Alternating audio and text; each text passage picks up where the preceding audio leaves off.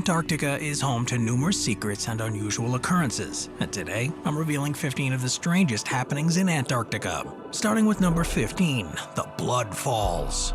Antarctica's Blood Falls is one of the most intriguing and mysterious natural phenomenon on Earth. This 5-story blood-red waterfall flows slowly out of the Taylor Glacier in the McMurdo Dry Valleys. Scientists and explorers are fascinated by it. When geologists first discovered the frozen waterfall in 1911, they thought its red color came from algae, but the true nature turned out to be much more spectacular and complex. Around 2 million years ago, the Taylor Glacier sealed a small body of water beneath it, trapping an ancient community of microbes. These microbes have remained isolated under a thick layer of ice ever since, living in a natural time capsule. A fissure in the glacier allows the subglacial lake to flow out, forming the walls without contaminating the unique ecosystem within. The conditions in the trapped lake are pretty extreme. There's no light or free oxygen, and the temperatures are perpetually low. And despite these harsh conditions, microbial life thrives in what is essentially a primordial ooze. The high salinity and iron content of the water are critical to the microbe's survival. When the iron comes into contact with the air, it oxidizes, giving the water its blood-red appearance. The existence of its ecosystem does demonstrate that life can endure in some of the most extreme environments on Earth. This has profound implications for the study of astrobiology, suggesting that life could potentially exist in smaller extreme conditions elsewhere in the universe. However, while the discovery of the Blood Falls shows that life can survive under such conditions on Earth, it doesn't confirm that extraterrestrial life exists. Any such life would have to arise from a completely different set of circumstances. Number 14, the Promachocrinus. Imagine a creature straight out of a sci-fi horror film, a strawberry-shaped sea star with 20 waving arms lurking in the depths of the ocean. This eerie vision is not fiction, but a real discovery that brings a thrilling mystery to life. While its appearance may seem otherworldly and unsettling, the truth behind the Antarctic strawberry feather star, Promachocrinus fragarius, is not as terrifying as it seems, though it remains a strange find. The Antarctic strawberry feather star is part of a genus which now includes 8 species, with this particular one adding to the recent discoveries from the Southern Ocean. Despite covering more than 2/3 of the Earth's surface, our oceans remain largely unexplored, with only about 25% of the global seafloor mapped as of 2023. This leaves a staggering 91% of marine species yet to be discovered. This creature, found at depths ranging from 330 to 3,300 feet, challenges our understandings of marine biodiversity. Measuring about 8 inches long, it features a unique head shape resembling a strawberry and 20 feathery, bumpy limbs. These limbs spread wide and gracefully paddle through the water, giving the creature its distinct and somewhat eerie appearance. It's named after the Latin word for strawberry, fragarium, due to the strawberry-resembling nub on its body. Its arms, much longer and feathery than those of its relatives, point upwards, contrasting with the cirri that point downward. This unique morphology allows the creature to navigate the cold, dark waters of its habitat with elegance. Number 13, the Buash Map. Imagine stumbling upon a map that challenges everything that we know about Antarctica. This is the intrigue surrounding the Buash Map, an 18th century map that some claim accurately depicts Antarctica before it was buried by ice. This suggests that an ancient civilization mapped Antarctica in its ice-free state, with the Buash Map serving as evidence of their advanced knowledge.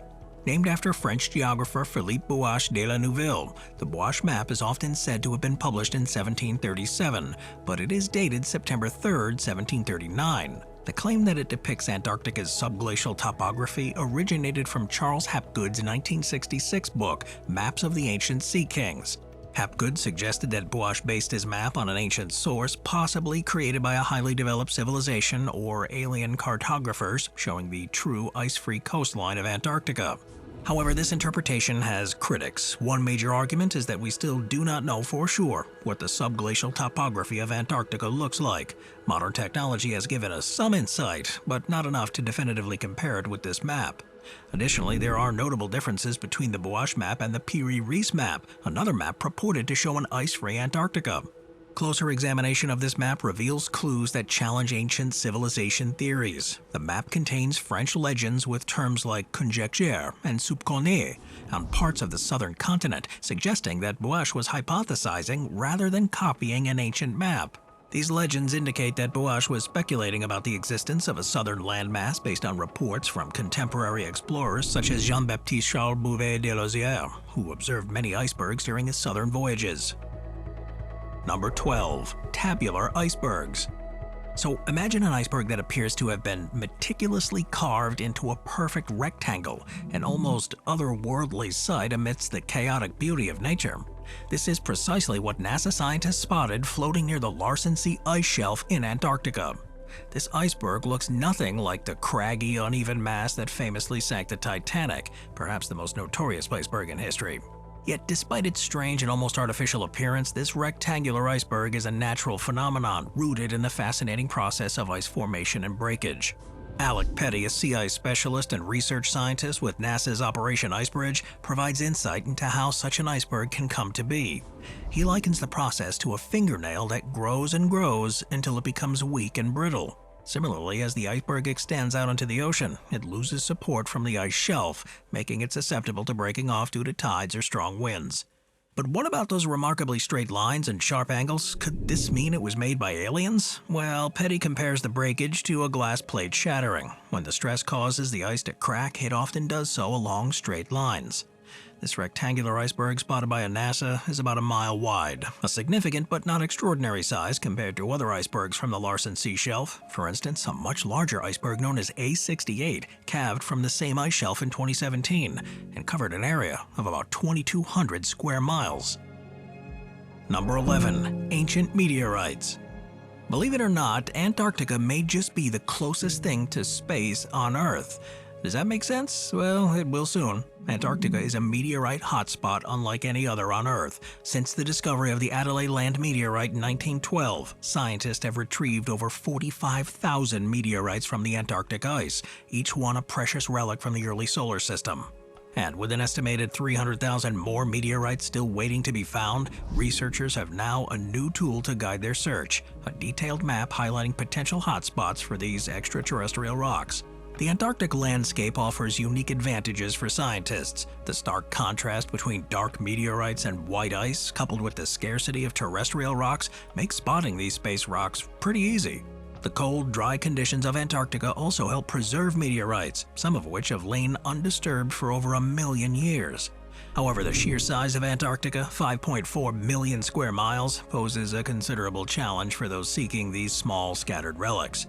To improve their chances, scientists focus their efforts on meteorite stranding zones. These are areas where the local geology, ice flow, and climate conditions combine to concentrate meteorites on the surface. Traditionally, these zones were discovered by chance or through painstaking analysis of maps and satellite images, particularly those showing blue ice, which lacks snow cover and allows meteorites to remain visible.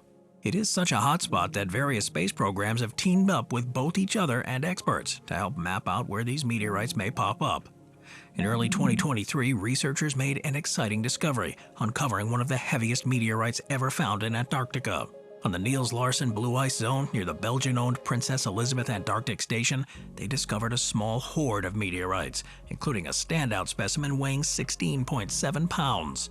This cantaloupe-sized rock is among only about 100 meteorites of such weight out of the 45,000 that have been found there. These meteorites, which had likely been buried in the ice for thousands of years, were brought back to the surface by the slow churning motion of glaciers, emerging perfectly preserved due to their protection from the elements. Number 10. Robert Scott's fruitcake. So fruitcake is famously long-lasting, but the discovery of a 106-year-old specimen in Antarctica takes that to a whole new level. Found by Antarctic conservators, this well-preserved cake was part of Robert Falcon Scott's Terra Nova expedition of 1910.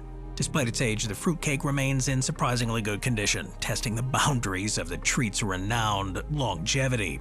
The cake, made by Huntley and Palmer's, was wrapped in paper and stored in an iron alloy tin, which deteriorated over time. However, the cake itself is remarkably intact. Lizzie Meek, program manager at the Antarctic Heritage Trust, noted that, quote, "There was a very, very slight rancid butter smell to it, but other than that, the cake looked and smelled edible," end quote. She credited the extreme cold of Antarctica for the cake's preservation. Fruitcake's enduring popularity among Antarctic explorers is well documented. Its high energy contents make it an ideal food for the extreme conditions of the continent, and modern-day explorers still favor it on trips to the ice. It is known that folks working outdoors in Antarctica require about 5,000 calories a day, and even more, around 6,500 if engaged in strenuous activities like man-hauling, the practice of pulling sleds across ice and snow with one's body. Well, despite the caloric needs and high-energy foods like fruitcake, explorers often faced hunger and extreme conditions. Scott himself tragically starved to death during his return journey from the South Pole. The well-preserved fruitcake stands as a reminder of the challenging nature of early Antarctic exploration. The discovery of this fruitcake, perfectly preserved for over a century, offers a fascinating glimpse into the past and highlights the resilience of both the explorers and the provisions they relied upon. Number 9. The Void. So there's a giant void lurking beneath the Antarctic ice, growing larger and more menacing by the day, as revealed by a new study using satellite data. This colossal cavity, about 2/3 the area of Manhattan and nearly 1,000 feet tall, is expanding under the Thwaites Glacier in West Antarctica. The void is rapidly enabling ice to melt above it, posing a significant threat to global sea level. The cavity is large enough to have once held 15 billion tons of ice, much of which have melted over the past 3 years, according to NASA. We found the void thanks to a new generation of satellites, part of NASA's Operation Icebridge, which have ice-penetrating radar. And additionally, data from the Italian and German spacecraft equipped with radar instruments reveals substantial ground shifts from 1992 to 2017. Experts have found that as more heat and water get under the glacier, the faster it melts. Thwaites Glacier, about the size of Florida, currently contributes roughly 4% of global sea rise. If the entire thing melted, it would raise the world ocean levels by more than 2 feet. Well, despite Thwaites Glacier being one of the most challenging places on Earth to reach, its secrets are gradually being unveiled. This summer, the U.S. National Science Foundation and the British Natural Environment Research Council are launching the International Thwaites Glacier Collaboration, a 5-year field project to investigate the glacier's processes and features in detail. Now, interestingly, the glacier is not melting uniformly. This enormous void located under the glacier's western side, further away from the western Antarctic peninsula, is exposed to the ebb and flow of the tide, causing the ice at the grounding line to retreat and advance over a region 2 to 3 miles long. However, recent trends show more retreat than advancement, with the glacier retreating at a rate of less than a mile annually since 1992. This high retreat rate has led to an unsettling high melt rate on this part of the glacier, particularly on the western side where the void is located. Number 8. The Endurance. Sir Ernest Shackleton's lost Endurance shipwreck was discovered at the bottom of Antarctica's Weddell Sea. While this isn't an ancient discovery, its historical significance is immense. In 1914, Sir Ernest Shackleton launched the Imperial Trans-Antarctic Expedition, aiming to sail from the Weddell Sea to the South Pole and onward to the Ross Sea. Now, 107 years before becoming trapped in sea ice and sinking, the ill-fated Endurance has been identified off the coast of Antarctica. Following a polar route established by earlier Antarctic expeditions, Shackleton's team intended to march via the South Pole to the Ross Sea, crossing the entire ice-locked continent. The Endurance was found about 4 miles south of the last recorded position by the ship's captain, Frank Worsley. The Endurance 22 expedition set off from Cape Town, South Africa, in February this year, 1 month after the 100th anniversary of Sir Ernest's death. The Falklands Maritime Heritage Trust announced via the Endurance 22 website that Sir Ernest Shackleton's famous wooden ship was discovered at a depth of 9,868 feet. Marine archaeologists say that the Antarctic circumpolar current served as a barrier to the larvae that would otherwise have devoured the ship. In 1915, when Shackleton and his 28-man crew embarked on the first crossing of Antarctica, Endurance became trapped in dense pack ice. The crew had no option but to abandon the ship, and was finally crushed and sank on November 21, 1915. According to the Falklands Maritime Heritage Trust, the wreck has been protected as a historic site and monument under the Antarctic Treaty, meaning that the Endurance shipwreck can be surveyed and filmed, but cannot be touched. Menson Bound, the expedition leader, described the wreck as upright, well proud of the seabed, intact, and in a brilliant state of preservation. The word Endurance is still visible across the stern, directly below the trefoil. Bound credits the navigational skills of Captain Frank Worsley, whose detailed records were invaluable for locating the wreck. Dr. John Shears, another expedition leader, noted that the team was accompanied by television historian Dan Snow, filming what he described as the world's most challenging shipwreck search. The extraordinary preservation of the Endurance can be attributed to the extreme cold in the Antarctic waters. The frigid temps significantly slowed down the process of decay and decomposition, keeping the ship in remarkably good condition.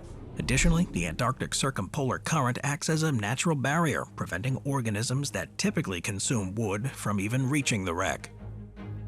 Moving on to number 7, fossilized forests. There was a time, long ago, when Antarctica was a region full of lush green life. 100 million years ago, the Earth was in the grip of an extreme greenhouse effect. The polar ice caps had all but melted. In the south, rainforests inhabited by dinosaurs existed in their place.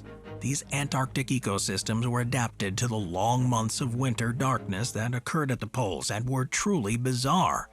But if global warming continues unabated, could these ancient forests be a taste of things to come? One of the first people to uncover evidence of a once greener Antarctic was the explorer Robert Falcon Scott. Toiling back from the South Pole in 1912, he stumbled over fossil plants on the Beardmore Glacier at 82 degrees south. The extra weight of these specimens may have been a factor in his untimely demise, yet his fossil discoveries also open up a whole new window into Antarctica's subtropical past. Professor Jane Francis of the University of Leeds is an intrepid explorer who has followed in Scott's footsteps. She has spent 10 field seasons in Antarctica collecting fossil plants and receiving the Polar Medal from the Queen in 2002. She recalled, quote, "We were high up on glaciated peaks when we found a sedimentary layer packed full of fragile leaves and twigs," end quote. Now these fossils proved to be remains of stunted bushes of beech.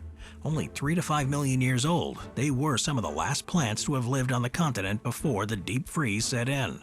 Now possibly the weirdest and most baffling feature of the polar forests was their adaptation to the Antarctic light regime. Near the pole, night reigns all winter long, while in the summer the sun shines even at midnight.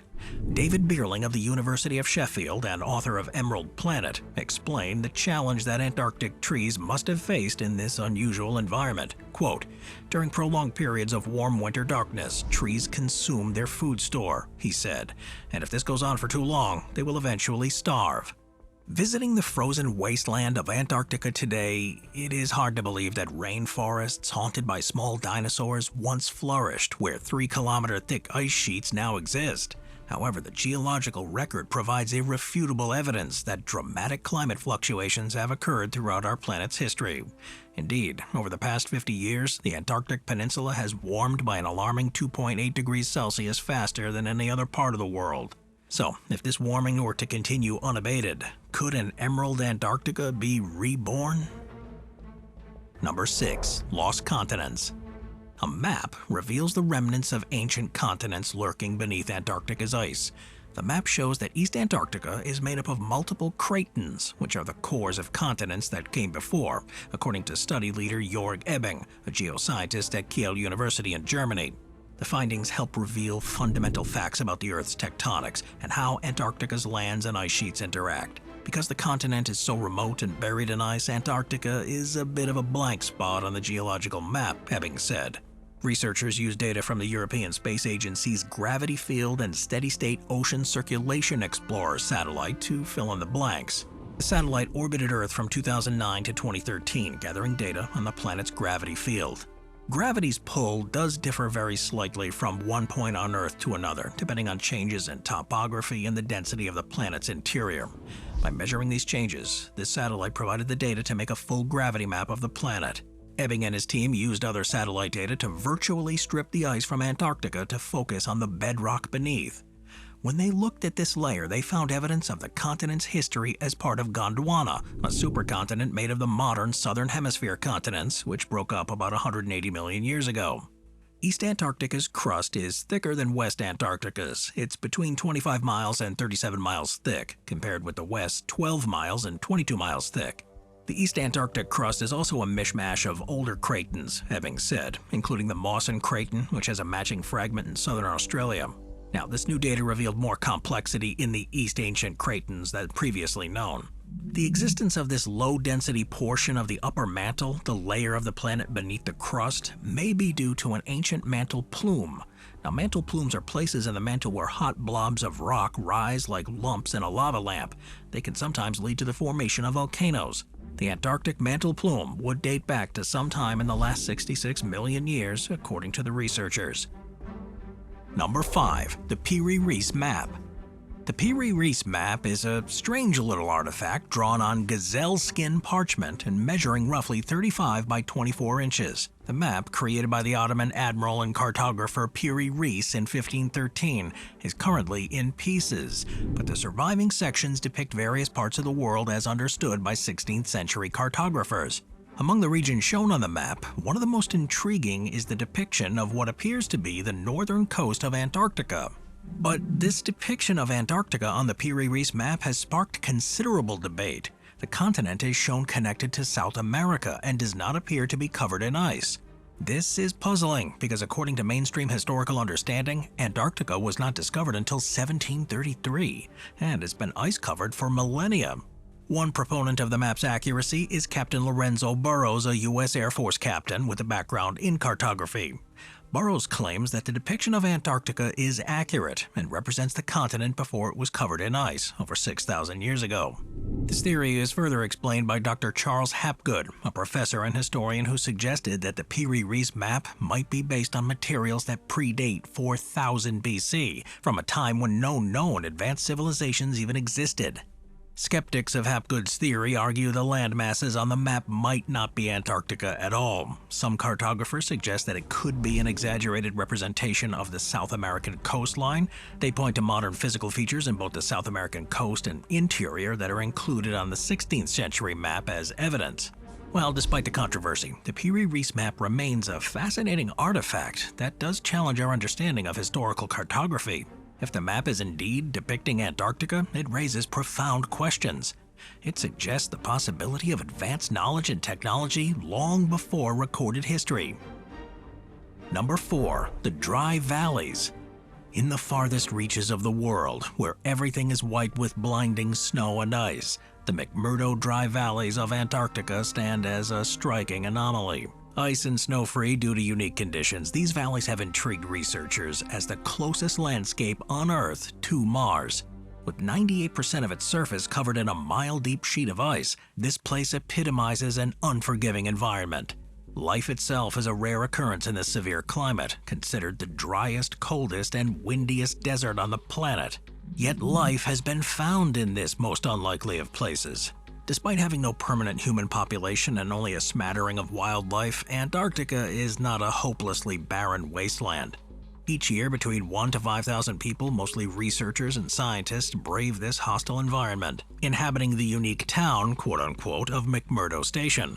From this central hub, researchers have made groundbreaking discoveries, from water samples of blood falls revealing microbes with metabolic processes never before witnessed, to bacteria hiding from the dry winds in the interior of rocks.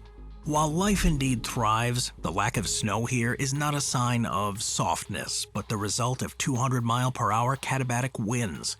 These winds, sucked down into the valleys by gravity, heat up as they pound towards the ground, evaporating any moisture in their wake.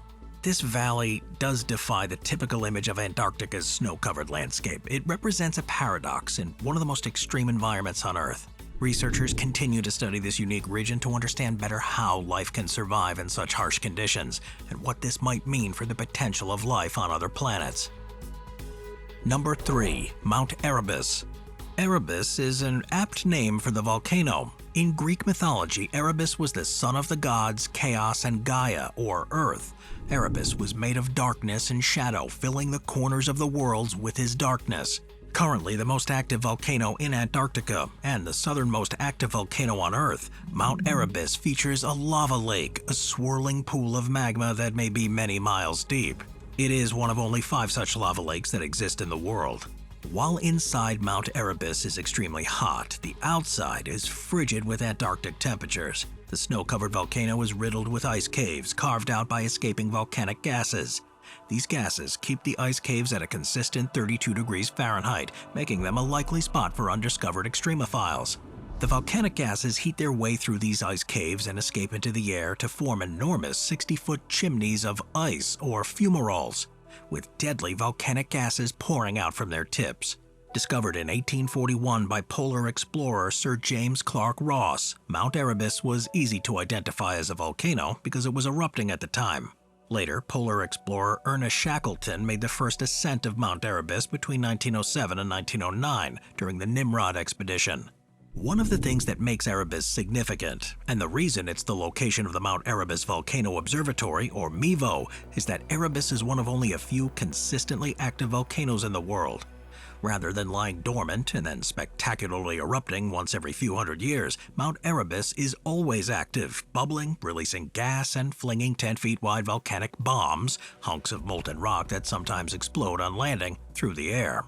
For a volcanologist, Mount Erebus is a dangerous but dreamy research site. This massive stratovolcano also spews out an average of 80 grams of gold a day, all of it dissolved in the volcanic gases.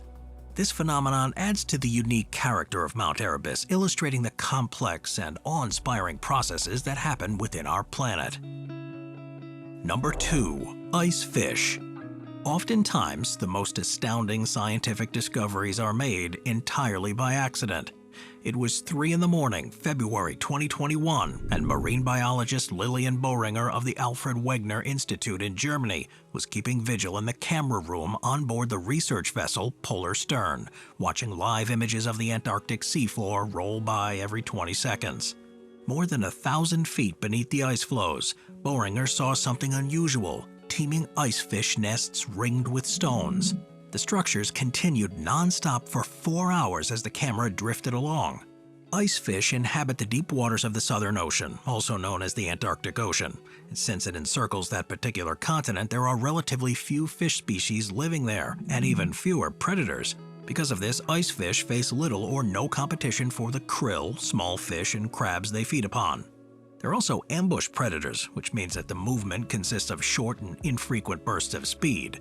Without much in the way of extended physical activity, their bodies require less oxygen. Known to 19th century whalers long before researchers snagged one in 1928, ice fish are the only known vertebrates that lack hemoglobin as adults. Because of this, their blood is nearly clear. Ice fish blood not only lacks hemoglobin, but it also contains a unique array of antifreeze proteins that allow the fish to survive in low temperatures. Similar to antifreeze in a car radiator, these substances function by chemically lowering the temperature at which the freezing happens.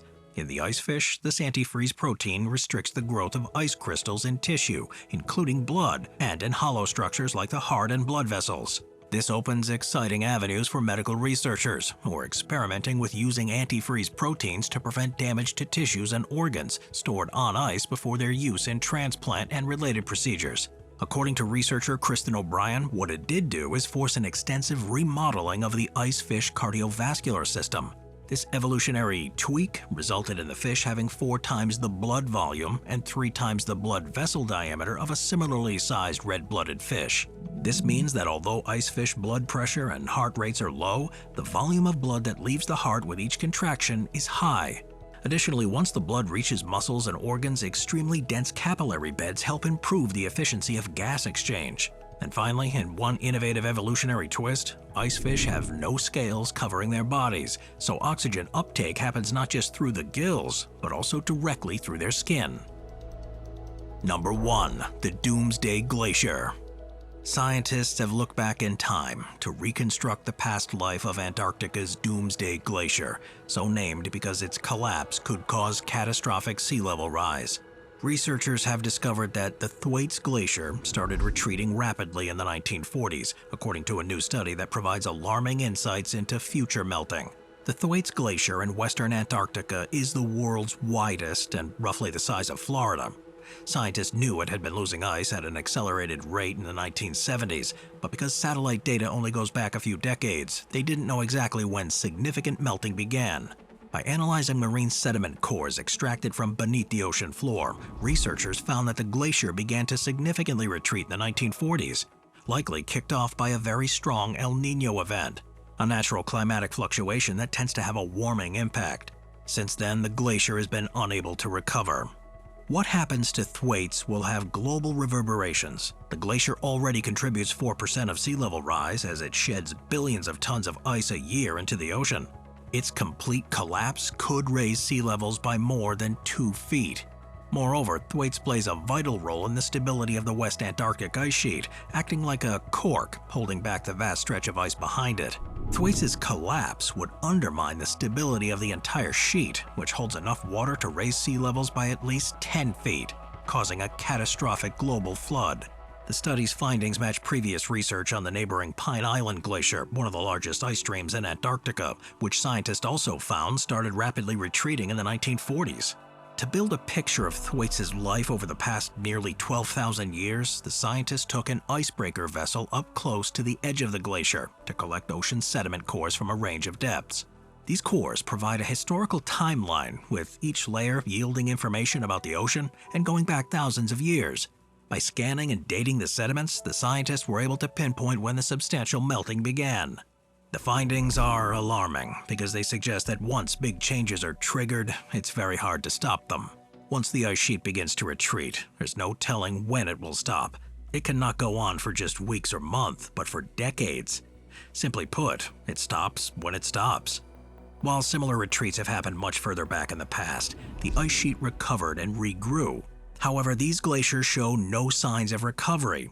Ted Scambos, a glaciologist at the University of Colorado Boulder, said that the study confirms and adds details to our understanding of how Thwaites' retreat began. A system that was already close to being unstable took a big shot from a mostly natural event, and further events arising more from the warming climate trend started the widespread retreat and what we're seeing today. Stay warm out there. Thanks for watching. I'll see you next time. Thank you to our channel members.